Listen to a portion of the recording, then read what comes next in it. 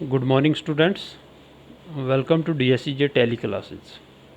Myself Neeraj Sharma, teacher from District Doda. In today's session, we will start fifth chapter of ninth class Political Science, that is Democratic Rights. अभी तक हम chapter 1 से chapter 4 तक हमने democracy और democracy में हो रहे एक मैकेनिज़्म को हमने समझा कि कैसे कामकाज होते हैं। तो हमने 3 मेजर इंस्टीट्यूशंस को डिटेल में समझा, the working of legislature, executive and judiciary. तो वहाँ पे हमको ये भी समझने को मिला कि जितने भी डेमोक्रेसी में इंस्टीट्यूशंस हैं उन सभी की वेल डिफाइंड ज्यूरिसडिक्शंस हैं। तो अपनी ज्यूरिसडिक्शन से को वो लिमिट्स को वो भी क्रॉस नहीं कर सकते हैं। इलेक्टेड रूलर्स जो भी हैं वो भी अपनी लिमिट्स को क्रॉस नहीं कर सकते हैं। वो पॉलिटिकल एग्जीक्यूटिव हों या परमानेंट एग्जीक्यूटिव हों, सभी की वेल डिफाइंड ज्यूरिसडिक्शंस हैं, राइट। बट यहाँ पे क्या यही सेटअप जो है ये कंप्लीट है अपने आप में एक डेमोक्रेसी के लिए? तो अभी इसमें एक जो है वो कमी है, वो है कि सिटीजन्स के पास क्या अधिकार हैं, क्या उनके पास हकूक़ हैं, उसको कहते हैं हम राइट्स। तो डेमोक्रेसी के अंदर जो राइट्स सिटीजन्स को दिए जाते हैं, एक आम शहरी को दिए जाते हैं, उनको हम कहते हैं डेमोक्रेटिक राइट्स। तो जब तक सिटीजन्स के पास राइट्स नहीं हों तो तब तक जो मेजर इंस्टीट्यूशंस हैं तो उनको आप लिमिट्स में या ज्यूरिसडिक्शन में नहीं रख पाओगे अनलेस एंड अनटिल कॉन्स्टिट्यूशन आपको जो है वो कुछ बेसिक आपको जो राइट्स हों कॉन्स्टिट्यूशन में, राइट। तो आज के इस सेशन में हम ये समझेंगे कि जो एक आम शहरी है वो उसके पास कौन से राइट्स ऐसे हैं कि जिनके बेसिस पे वो चाहे लेजिस्लेचर हो, एग्जीक्यूटिव हो, तो उनको वो लिमिट्स में रखने के लिए सक्षम होगा, कॉम्पिटेंट होगा और उसके पास भी एक कॉन्स्टिट्यूशनल अथॉरिटी होगी। तो जहाँ तक डेमोक्रेसी और राइट्स का आपस में रिलेशन है, तो आपने शुरू के ही चैप्टर्स में ये चीज़ को समझ लिया होगा कि बगैर राइट्स के डेमोक्रेसी जो है वो पनप नहीं सकती है। बिकॉज़ आपने देखा कि डेमोक्रेसी में जो रूलर्स हैं वो इलेक्ट कौन करता है, वो सिटीजन्स इलेक्ट करते हैं। तो सिटीजन्स के पास राइट टू वोट होता है। तो अगर उनके पास ये राइट ही ना हो तो फिर डेमोक्रेसी जो है वो पॉसिबल नहीं है। Similarly right to contest elections, right to make political parties, associations, तो ये सभी चीज़ें जो हैं ये राइट्स हैं। तो आज हम देखेंगे कि कॉन्स्टिट्यूशन में आम शहरी के लिए कौन से राइट्स हैं।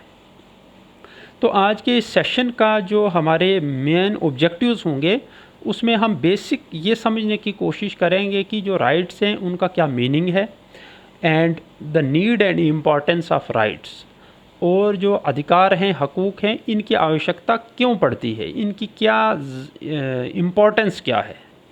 ठीक है जी। सो इनके मीनिंग और नीड को समझने के लिए हम यहाँ पे 3 केस स्टडीज़ डिस्कस करेंगे जो इन रियलिटी हुए हैं, और इनकी डिस्कशन के बाद जो है हम किसी कंक्लूजन तक पहुँच सकते हैं। तो आप सभी, आपकी बुक्स में भी ये तीनों रेफरेंसेस दिए हुए हैं एनसीईआरटी की बुक में, तो वहाँ से भी आप इस चीज़ को समझने की कोशिश करेंगे। जो इसमें पहला केस स्टडी है वो है prison in Guantanamo bay. Second example है citizens rights in Saudi Arabia and the ethnic massacre in Kosovo.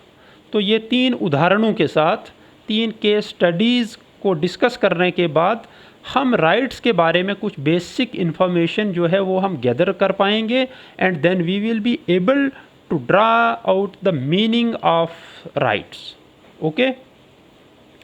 So prison in Guantanamo Bay जो है इसके बारे में हम समझते हैं। आप पिक्चर में भी देख रहे होंगे, समंदर के किनारे कोस्ट लाइन पे जो है ये एक जेल है। और इसकी थोड़ी सी डिटेल मैं आपको दूं, ये जो एरिया है ये क्यूबा में एरिया है, बट इसको अमेरिकन नेवी जो है वो कंट्रोल कर रही थी। तो हुआ यूं कि 2001 के आसपास जो है न्यूयॉर्क में जो है वो टेररिस्ट अटैक्स हुए, ठीक है जी। तो उस कॉन्टेक्स्ट में जो है अमेरिकन आर्मी ने क्या काम किया, उन्होंने different countries of the world से अराउंड 600 पीपल जो है उनको सीक्रेटली उनको उठा लिया, उनको अरेस्ट किया और उनको इस ग्वांटानामो बे के जेल में जो है वो बंद कर दिया, राइट। तो ये किस गवर्नमेंट का काम था? ये यूएस गवर्नमेंट ने ऐसा किया क्योंकि उनको लगा कि ये 600 लोग जो हैं ये सस्पेक्ट्स हैं। वो न्यूयॉर्क में जो अटैक हुआ था ऑन 11 सितंबर 2001 को, कि उसमें कहीं ना कहीं टेररिस्ट लिंक्स इन लोगों के हैं। तो उन्होंने सीक्रेटली इन लोगों को उठा लिया अपनी अपनी कंट्रीज से, सिटीज़ से, और इनको इस जेल में जो है वो बंद कर दिया गया। ये जेल बनी ही इसी पर्पज़ के लिए थी कि यहाँ पे जो डेडली टेररिस्ट थे उनको यहाँ पे इंटेरोगेट किया जाता था। फिर क्या हो गया कि ये जो 600 लोग थे इनमें ज़्यादातर लोगों के न फैमिली मेम्बर्स को ये इन्फॉर्मेशन दी गई थी कि आपके जो मिसिंग फैमिली मेम्बर्स हैं उनको यूएस गवर्नमेंट या यूएस आर्मी ने जो है उनको सस्पेक्ट मान के उनको अरेस्ट किया गया है। न उनके फैमिली मेम्बर्स को ये इन्फॉर्मेशन थी और न ही उनके रेस्पेक्टिव कंट्री की गवर्नमेंट्स को इस चीज़ की कोई इन्फॉर्मेशन थी उनकी इम्प्रिजनमेंट के बारे में।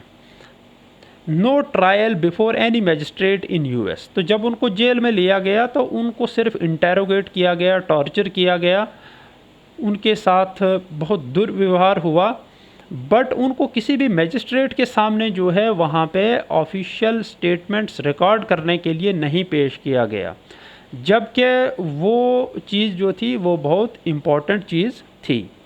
Prisoners were not allowed to approach courts in their own countries. तो मान लीजिए उन 600 जो प्रिजनर्स थे उनको उनके रेस्पेक्टिव कंट्रीज़ के कोर्ट्स के साथ भी कांटेक्ट नहीं करने दिया। उनको कोई लॉयर जो है वो अवेलेबल नहीं कराया गया जो उनको डिफेंड करता या उनको इनोसेंट साबित कर सकता, जो लोग उसमें इनोसेंट थे, राइट। तो ये एक और बहुत बड़ा जो है अनफॉर्चुनेट पार्ट था। तो उनको गुप्त तरीके से उस जेल में टॉर्चर किया गया, इंटेरोगेट किया गया। उन्होंने बहुत कोशिश की, उन्होंने वो हंगर स्ट्राइक पे गए, बट उसके बावजूद भी उनको रिहा नहीं किया गया। तो जब फैमिली मेम्बर्स जो है उनकी खोज में निकले तो एक इंटरनेशनल ह्यूमन राइट्स ऑर्गेनाइजेशन है एमनेस्टी इंटरनेशनल, तो उन्होंने इसके बारे में जो है जानकारी हासिल करने के लिए प्रयास किए। And they reported that the prisoners were being tortured in ways that violated US laws. तो उन्होंने फिर ये रिपोर्ट किया on behalf of this prisoners कि उनके साथ वहाँ पे बहुत ही जो है दुर्व्यवहार हो रहा है और वो इस तरीके से उनको ट्रीट किया जा रहा है कि जो यूएस के अपने लॉज हैं उसके भी अगेंस्ट जो है उनके साथ ट्रीटमेंट हो रहा था। They were being denied the treatment that even war prisoners get as per international treaties. तो जो इंटरनेशनल ट्रीटीज़ होती हैं अलग अलग देशों की आपस में, तो उसके हिसाब से भी जो है वो गलत हो रहा था उन प्रिजनर्स के साथ, right. Prisoners went on hunger strike but were not released even after they were officially declared not guilty. तो फिर वो डिफरेंट एजेंसीज़ ने जो है वो डिक्लेयर किया कि ये गिल्टी नहीं है, बट उसके बावजूद भी उनको रिहा नहीं किया गया। फिर जो एमनेस्टी इंटरनेशनल थी उन्होंने यहाँ पे यूनाइटेड नेशंस की डायरेक्ट इंटरवेंशन करवाई और यूनाइटेड नेशंस के secretary general he said to close down the prison. तो उन्होंने ये उनको बताया यूएस गवर्नमेंट को कि आप फ़ौरन जो है ग्वांटानामो बे में जो प्रिजन है उसको फौरी तौर जो है उसको क्लोज़ कर दो, बट यूएस गवर्नमेंट रिफ्यूज़ड। लेकिन वहाँ की गवर्नमेंट ने ऐसा कुछ भी नहीं किया और अभी तक वो जो है प्रिजन एज़ इट इज़ है। तो ये हमने एक कहानी समझी ग्वांटानामो बे की। अब हम दूसरी यहाँ पे एक उदाहरण से हम समझने की कोशिश करेंगे। The citizens rights in Saudi Arabia. Saudi Arabia एक कंट्री है जहाँ पे डेमोक्रेसी नहीं है, बट वहाँ पे मोनार्की है। वहाँ पे राजा है, आज भी हेरिडिटरी किंग है, मींस फादर, फिर उसका बेटा किंग बनेगा, फिर उसका बेटा बनेगा। तो ये प्रक्रिया वहाँ पे है। People have no role in electing और changing their rulers. King selects the legislature, executive, and even appoints judges and even influences the verdicts given by the judges। तो ये obvious भी है, because जहाँ मोनार्की है वहाँ पे जो भी राजा का डिसीजन होगा वही फाइनल है। बिकॉज कोर्ट्स के जो जजेस हैं उनकी अपॉइंटमेंट भी राजा के ज़रिए होती है, तो लिहाजा उनके जो डिसीजंस होंगे वो भी राजा पे ही डिपेंड करेंगे। No political parties or organisations can be framed. तो सऊदी अरेबिया में आप कोई पॉलिटिकल पार्टीज़ नहीं बना सकते हैं, ठीक है। वहाँ पे आप वहाँ के सिटीजन्स को ये राइट्स नहीं हैं। Media can't report anything that monarch dislikes. तो मीडिया जो है वहाँ पे वो इंडिपेंडेंट नहीं है, लाइक इंडिया और अदर डेमोक्रेटिक कंट्रीज़। मीडिया वहाँ पे वही रिपोर्ट कर सकती है जो वहाँ के किंग की कन्वीनियंस के हिसाब से हो, राइट। जो किंग के अगेंस्ट बात हो, ऐसी किसी भी चीज़ को मीडिया हाईलाइट नहीं कर सकती है। No freedom of religion. तो सऊदी अरेबिया में रिलीजन की फ्रीडम भी नहीं है, means every citizen is required to be a Muslim. Saudi Arabia में जो है हर शहरी को मुस्लिम होना अनिवार्य है। And if non Muslims exist there, तो they can't propagate their religion in public. उनको अपना जो भी उनकी जो धार्मिक रिचुअल्स हैं उनको उन्होंने वो सिर्फ प्राइवेट में ही कर सकते हैं, वो पब्लिक प्लेसेस पे कोई ऐसा उनको नहीं ला सकते हैं सरफेस पे, right. Women are subjected to many restrictions. वहाँ पे महिलाओं के साथ जो है वो कोई इक्वलिटी उनकी इन कंपैरिजन टू जो मेल है नहीं है। महिलाओं को लास्ट 2015 में ही राइट टू वोट वहाँ पे मिला है सऊदी अरेबिया में, right. The testimony of one man is considered equal to that of 2 women. तो वहाँ की 2 वुमेन का जो स्टेटस है वो एक मैन के बराबर है। तो आप देख सकते हैं कि कितना मेल डोमिनेटिंग सोसाइटी वहाँ पे है। वहाँ पे महिलाओं की जो उनको इन्फीरियर माना जाता है, राइट। तो ये हमने दूसरा एक उदाहरण पढ़ा। ये कहाँ का है? सऊदी अरेबिया का, जहाँ पे डेमोक्रेसी नहीं है, वहाँ पे मोनार्की है। तो आपका यहाँ पे ये एक्सक्यूज़ हो सकता है कि सर वो तो मोनार्की है, लिहाजा वहाँ पे सिटीजन्स के साथ इस तरीके का ट्रीटमेंट होता है, बट डेमोक्रेसी में ऐसा नहीं होता होगा। या जो पहले हमने एग्जांपल पढ़ी ग्वांटानामो बे की, वहाँ पे भी एक चीज़ जो है वो एक्सेप्शन है, वो ये है कि किसी एक कंट्री ने बाकी की अलग अलग देशों के सिटीजन्स को टॉर्चर किया, उनके राइट्स को वायलेट किया, अपने सिटीजन्स के साथ नहीं किया। और यहाँ पे अपने सिटीजन्स के साथ ही ये डिस्क्रिमिनेशन है, बट यहाँ पे डेमोक्रेसी नहीं है। तो अब हम एक ऐसी एग्जांपल समझेंगे जहाँ पे डेमोक्रेसी भी है और वहाँ पे अत्याचार भी वहीं के सिटीजन्स के साथ हुआ है। सो एथनिक मैसेकर इन कोसोवो।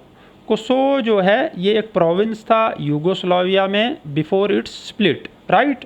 मैप में भी आप देख सकते हैं कोसोवो यहाँ पे है, ये यहाँ पे कोसोवो है यहाँ पे। तो कोसोवो में क्या है, वहाँ पे 2 एथनिक कम्युनिटीज़ थी।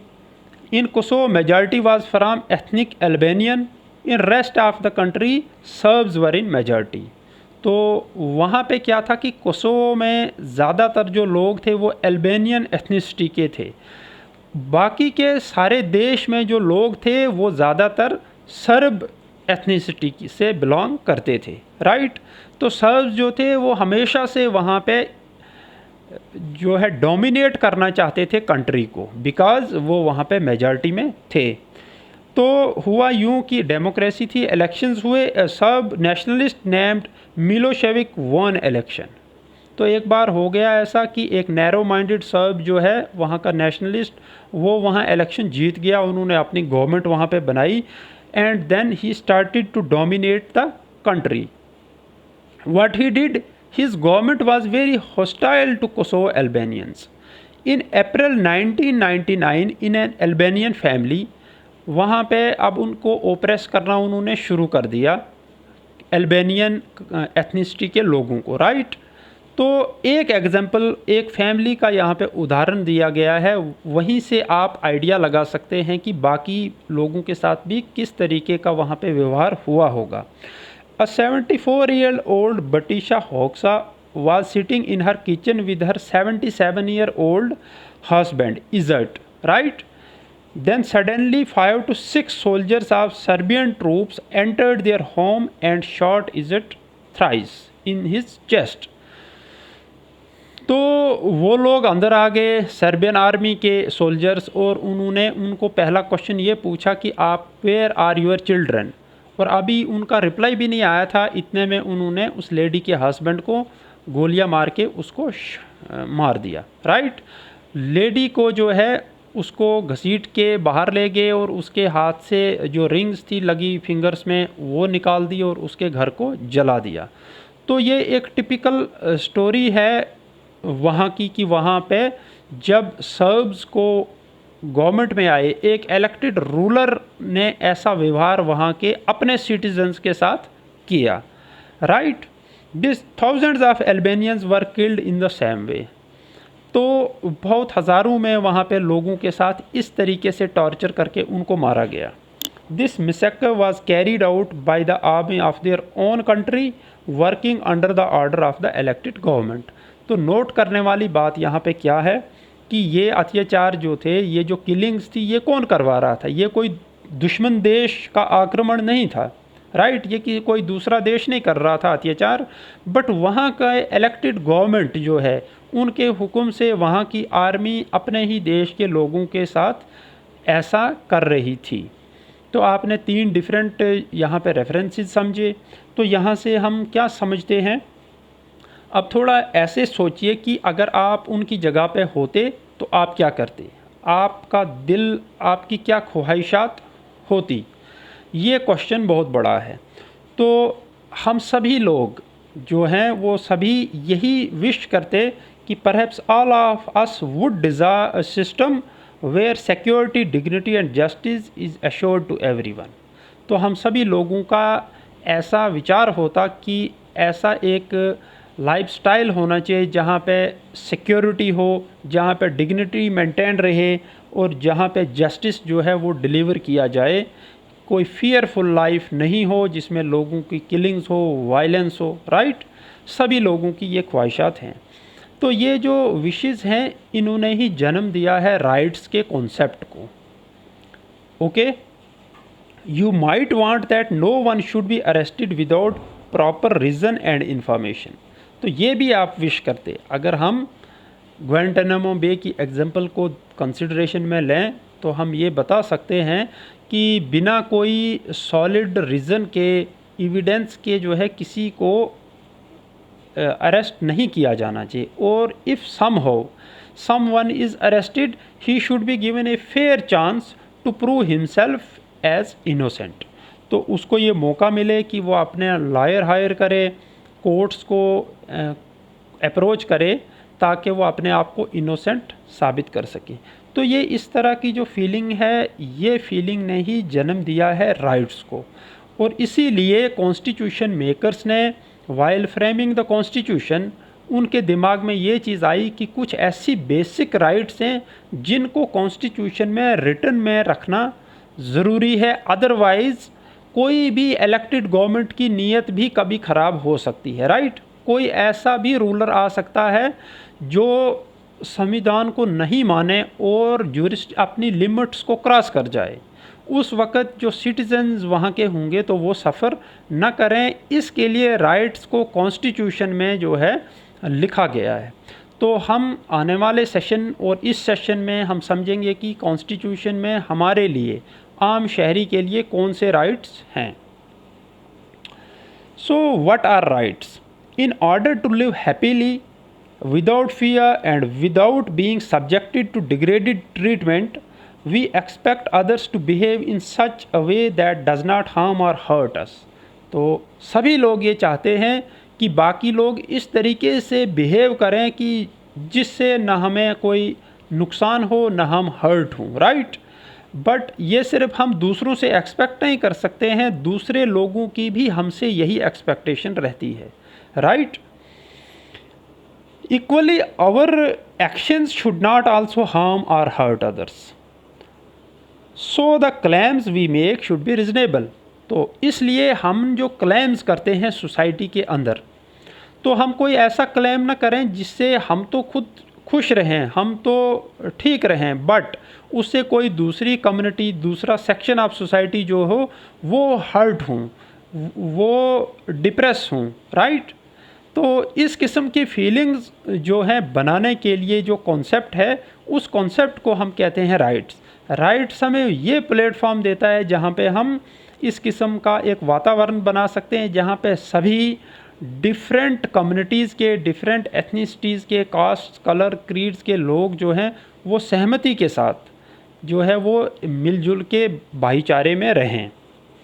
Rights acquire meaning only in society. देखिए, इंडिविजुअल क्लेम्स जो हैं उनको हम राइट्स नहीं कह सकते हैं, बिकॉज़ कभी भी मैं, अगर मुझे पूछा जाए कि आपकी क्या ख्वाहिशात हैं, तो मैं अपने आपको सेंटर मान के अगर मैं विशेस बताऊं तो बहुत सारी ऐसी होंगी, लेकिन वो फुलफ़िल करना इम्पॉसिबल है और ना उससे कोई लार्जर सेक्शन ऑफ सोसाइटी को उससे कोई बेनिफिट नहीं होगा। इसलिए हमारे जो क्लेम्स होंगे वो सोसाइटी भी उनको एक्नॉलेज करनी चाहिए, और वो क्लेम्स अगर रीज़नेबल होंगे तभी जाके सोसाइटी उनको एक्नॉलेज करेगी और एंडोर्स करेगी। इसलिए राइट्स हमेशा सोसाइटी में ही होते हैं। What is recognised by society is as rightful becomes the basis of rights. When socially recognised claims are written into law they acquire real force, otherwise they remain merely as natural or moral rights. अब मान लीजिए कि society जो है, बहुत बड़ी society जो है, उनका एक ऐसा रीज़नेबल क्लेम होगा जिस पे वो सभी चाहते होंगे कि ये एक राइट होना चाहिए, बट जब तक ना कानून की उस पर मोहर लग जाए, कानून का उसको अप्रूवल मिले, सैंक्शन मिले, तब तक वो क्लेम जो उनका है वो एक मॉरल राइट ही रह जाएगा, वो एनफोर्सेबल नहीं होगा। उसको एनफोर्सेबल बनाने के लिए उसको लीगल सैंक्शन के लिए जो है कानून की अप्रूवल की ज़रूरत रहती है। When some claims are recognised by law they become enforceable, right. तो क्वेश्चन ये है कि हमारा जो सोसाइटी की वेलफेयर है उसमें सोसाइटी में डिफरेंट सेक्शंस ऑफ सोसाइटीज़ रहती हैं with in a society, right, different communities के। तो वो सभी एक दूसरे के साथ उनका ऐसा बिहेवियर हो कि न वो उनको हर्ट करें और न वो वापस हर्ट हों। तो इसके लिए कुछ बेसिक राइट्स जो हैं वो सभी सिटीजन्स के पास रहते हैं। तो ये फीलिंग जो है ये जन्म देती है राइट्स के कॉन्सेप्ट को। तो हम कैसे एक लाइन में ये बता पाएंगे, इसको जनरलाइज क्या करेंगे हम, जो अभी हमने डिस्कशन किया। Rights are reasonable claims of persons recognised by society and sanctioned by law. तो बहुत ही सूटेबल डेफिनेशन जो है वो राइट्स की ये है कि एक तो वो रीजनेबल क्लेम्स हों, राइट, उनकी कोई जवाजियत होनी चाहिए, वो ऐसा नहीं कि जिसके मन में जो आ जाए वो उस चीज़ को, अपने क्लेम को जो है वो राइट साबित करने में लग जाए। रीजनेबल क्लेम्स हों जिनको सोसाइटी में रिकॉग्निशन मिली हुई होनी चाहिए और उनको कानून की नज़र में भी सैंक्शन मिली हुई होनी चाहिए, उनको हम कहते हैं राइट्स। तो नीड क्या है राइट्स की? Rights perform a very special role in democracy. आपने ये देखा, right to vote, right to form political parties, right to contest elections.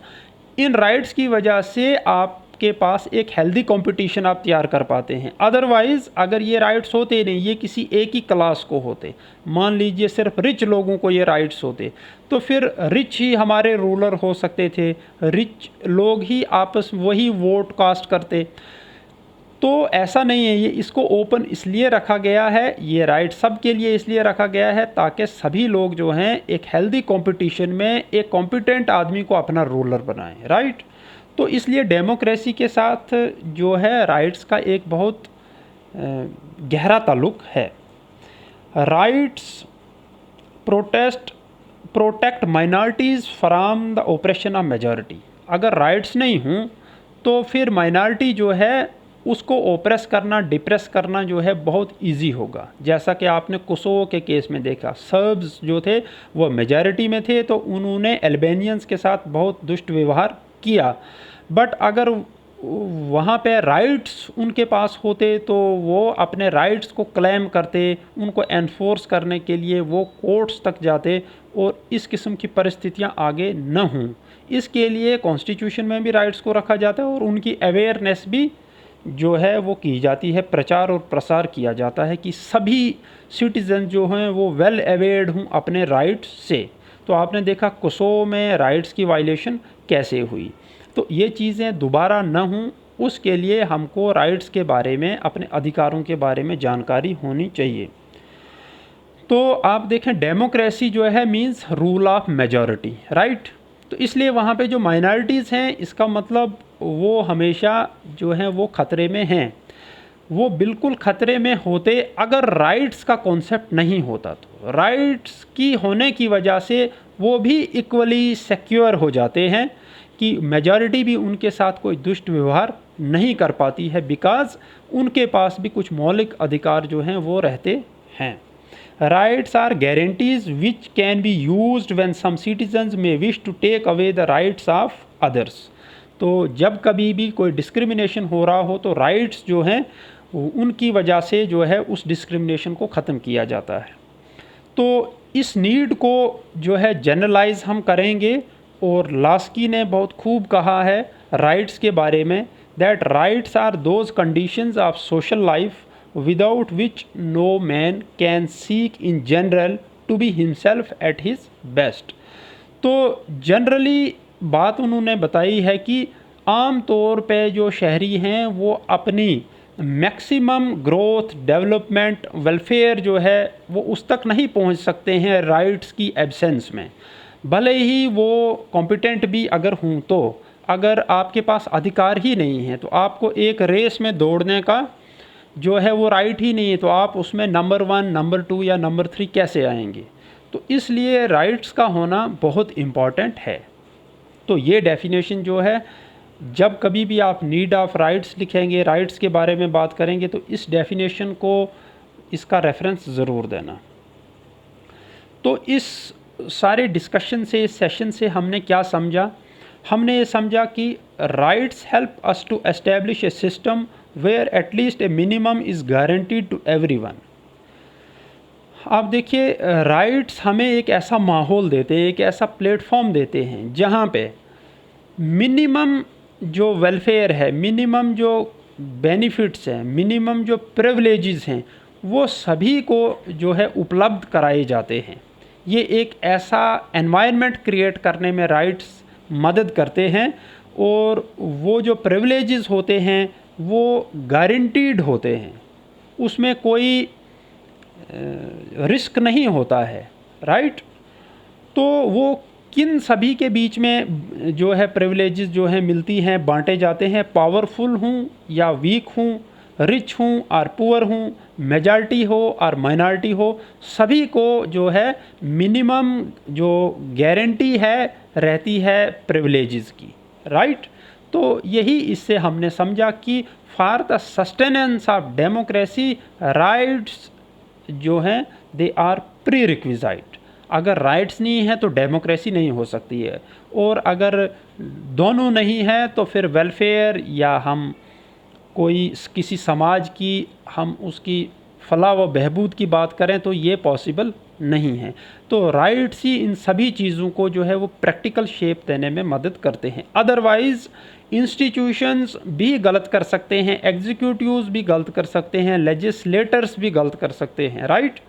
तो इसलिए कॉन्स्टिट्यूशन में कुछ ऐसे राइट्स हैं जिनकी हमको जानकारी होनी चाहिए। तो नेक्स्ट सेशन में हम फंडामेंटल राइट्स के बारे में समझेंगे, इसी कड़ी को आगे ले जाएंगे।